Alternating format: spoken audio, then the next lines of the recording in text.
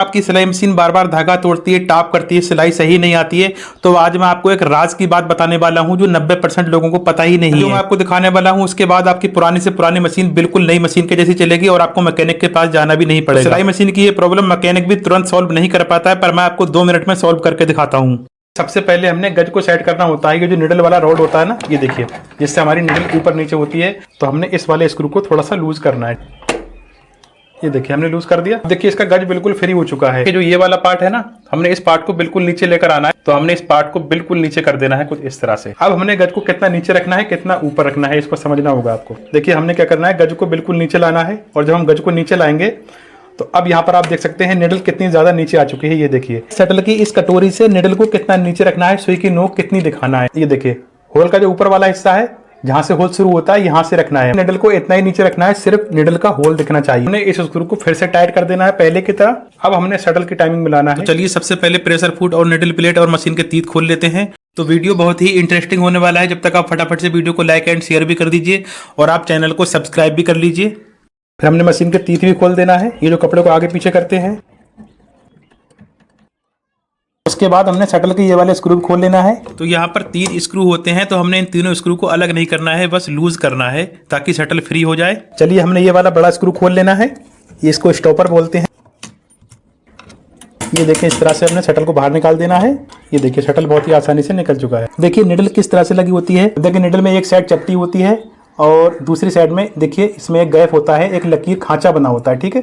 ये देखें, तो जो निडल की खांचे वाली साइड है, जो ये वाली साइड है, ये इस तरह से बाहर को आएगी। तो जैसा कि मैंने शुरू में बताया था, निडल का होल कितना दिखना चाहिए, तो जैसा कि आप देख सकते हैं सिर्फ और सिर्फ निडल का होल दिखना चाहिए। तो देखिए हमारी मशीन टाँका सिलाई किस तरह से बनाती है, आज इसको भी आप प्रैक्टिकल देख लीजिए। तो देखिए निडल का होल होता है ना, वो शटल की नोक के जस्ट नीचे होता है, कुछ इस तरह से।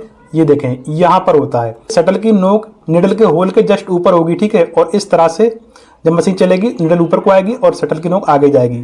तो ये टाइमिंग होती है। चलिए हम आपको अब टाइमिंग मिलाना बताते हैं, किस तरह से टाइमिंग मिलाई जाती है। तो हम निडल को बिल्कुल ऊपर कर देंगे, तो शटल को हमने कुछ इस तरह से लगाना है। ये देखिए जो इसका स्टॉपर खोला था, स्टॉपर को भी लगा देंगे, फिर हमने स्क्रू लगा देना है इसका। तो अभी हमने स्क्रू को फुल टाइट नहीं करना है, थोड़ा सा लूज रखेंगे। अब यहाँ पर आप देख सकते हैं शटल में यहाँ पर गैप है ना, यहाँ पर देखिए खांचा बना है ना, तो ये खांचा हमने इस तरह से लेकर आना है। ये देखिए अब जो स्टॉपर में जो सपोर्ट होती है वो उस खांचे के बीच में आ गई है। इस स्क्रू को फुल टाइट कर देना है। अब आते हैं सबसे मेन और इम्पोर्टेंट टॉपिक पर कि शटल को हमने इस तरह से पकड़ना है और सुई को बिल्कुल नीचे लेकर आएंगे, बिल्कुल नीचे लाएंगे। अब जो शटल के जो ये वाली नोक है ना, ये देखें, अब ये नोक हमने सुई के सेंटर में यहाँ तक लेकर आनी है, जहाँ से मैंने पेचकस लगा दिया, यहाँ पर लाकर रोक देनी है। यानी कि सुई से आगे बिल्कुल भी नहीं जाना चाहिए। निडल को थोड़ा ऊपर करना है। ये देखिए इस तरह से हम शटल को पकड़े हुए हैं, निडल को ऊपर कर रहे हैं। पहले आप एक बार देख लीजिए, निडल ऊपर आ गए ना, तो हमने निडल को इतना नीचे रखना है, जो निडल का होल होता है ना, वो शटल की इस वाली नोक के जस्ट नीचे होना चाहिए।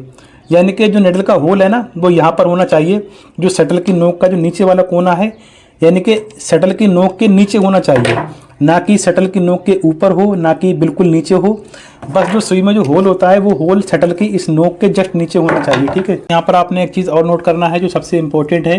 जैसे कि आप देख सकते हैं इस तरह से शटल आगे पीछे हो रहा है, ये देखिए। तो यहाँ पर आपने ये भी देख लेना है कि शटल की नोक यानी शटल और सुई के बीच में यहाँ पर कोई भी गैप जगह होनी नहीं चाहिए। तो हमने शटल को सुई के बराबर से कर लेना है इस तरह से। उसके बाद हमने एक स्क्रू को टाइट करना। अब ध्यान से देखें तो ये शटल की टाइमिंग मिल चुकी है, ये देखिए। फिर हमने ये वाले दोनों स्क्रू टाइट कर देना है। अब आप निडल का होल और शटल की नोक को ध्यान से देखें, कुछ इस तरह से इसकी टाइमिंग मिल रही है। ये देखें, ये देखें, कुछ इस तरह से शटल की टाइमिंग मिल चुकी है। तो दोस्तों अगर आप और भी ऐसे ही इंटरेस्टिंग वीडियो देखना चाहते हैं तो प्लीज़ कमेंट बॉक्स में यस ज़रूर लिखना।